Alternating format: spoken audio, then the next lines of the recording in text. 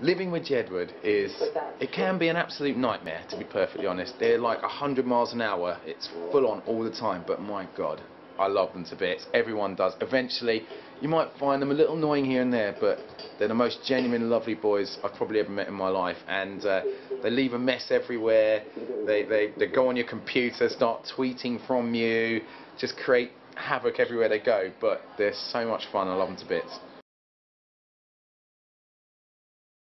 Well, splitting up Jedward is always an interesting thing because they do everything together, you know, and even like when we were on tour, on the X Factor tour, even if they had separate hotel rooms, they would always end up in the same room because they love being together. But splitting them up is going to be an interesting thing because then they become individuals, because everyone sees them as a unit, but when they become individuals, but they're very different. When you speak to them separately, they're two very different people. So I think that the public will get to see that they're each great together and apart.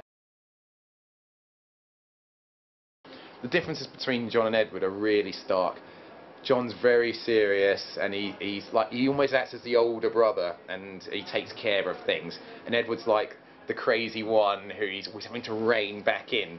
But the two of them are always mad together. But it's always Edward who always goes a little bit further than John. So John's like the younger crazy one, and Edward's like the young crazy one, and John's the very sensible one. The question is, who's got better hair, me or Jedward? I would have to say me, just because I think we had a competition once to see which was who had longer hair, and I won it just by about 1 millimetre. So for that reason alone, and mine goes out and up, theirs just goes up.